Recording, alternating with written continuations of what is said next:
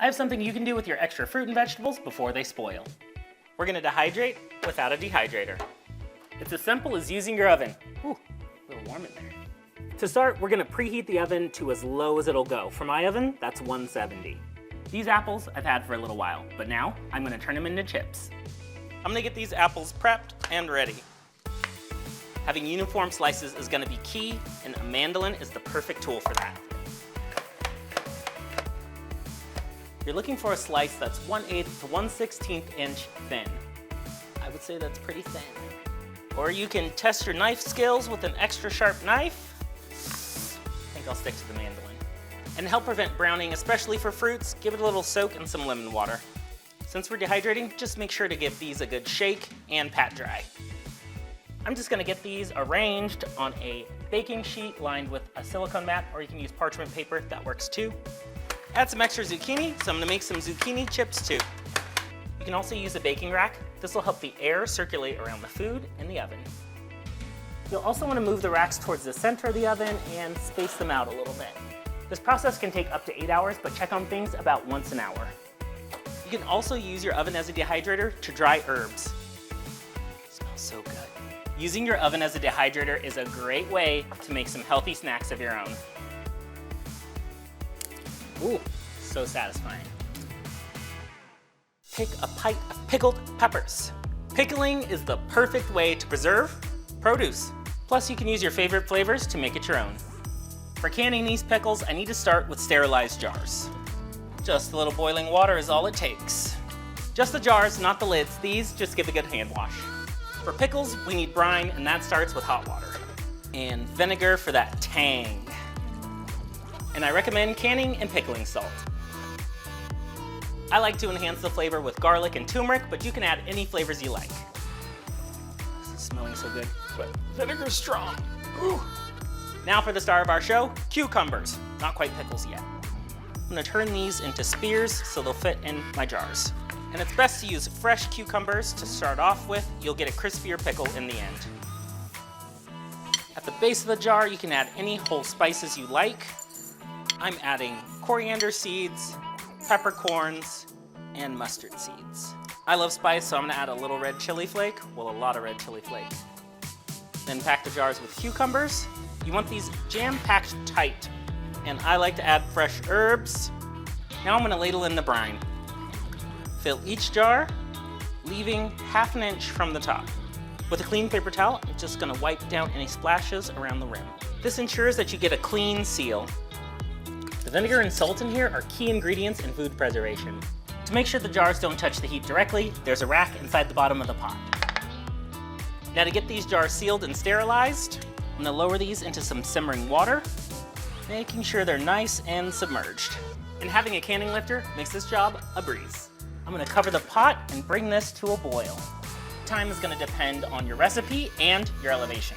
These just need to cool and finish sealing. Leave these undisturbed for 24 hours. It's a long time to wait, but it's gonna be worth it. These look so good. No more pop? Now that's a nice seal. Ooh. Pickled garlic, I love pickled garlic. If you don't have the time to make traditional canned pickles, I'm gonna show you how to make quick refrigerator pickles. Pickling calls for brine, and that starts with vinegar. I'm gonna heat some up in a small saucepan. To that, I'm gonna add my salt and enhance the flavor with a few spices. A little mustard seed is classic for pickles, even quick pickles. And I'm a spice fanatic, so some red pepper flake is necessary for me. You just want this on some gentle heat until that salt's dissolved and these flavors are combined. While that brine is heating up, I'm gonna cut my cucumbers and get my jars ready. Layer my jars with some cucumber, some sliced garlic, and a little bit of dill. Doesn't have to be mason jars, you can also do this in a glass bowl. This needs to be diluted with water and cooled, but I like to pour it into a bowl. Speed that process up with some ice. This will prevent the pickles from cooking and they'll have a crisper bite. And give your brine a little taste to make sure your flavors are on point. Well, that's perfect. All that's left to do is fill our jars and add enough brine until all the cucumbers are covered. Refrigerate these for 24 hours and then they're ready. This method isn't for long-term preservation. These should last in the refrigerator up to a month. Happy snacking. Now that's a lot of sauce. I'm going to show you how to preserve with a pressure cooker. I have some water boiling here just to warm up my jars. Just going to set these aside while I prepare everything else. This is my favorite bolognese recipe, so I always make extra to can for later. Don't fill them completely, leave a little space at the top. Using a funnel helps keep the outside of the jar clean. That way you'll get a proper seal while canning. When you're canning anything, the jars are actually reusable, but the lids are not. Make sure you use brand new, clean lids every time. And just screw on those rings, just finger tight. That's all you need. That sound means that these cans aren't sealed, so we're gonna take care of that next. You'll need to use a pressure cooker when canning meats and lower acidity foods. Things like carrots, beets, and green beans need to be canned with a pressure cooker. High pressure allows water to reach higher temperatures. That will kill bacteria and make these shelf stable.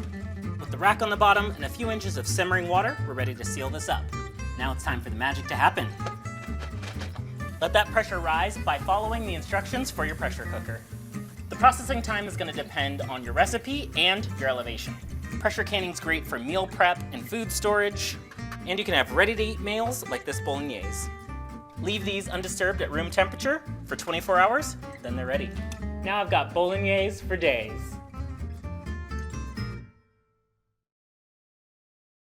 Thanks for watching Problem Solved. If you enjoyed this video, go ahead and hit that subscribe button and check out some of our other videos like these two right here.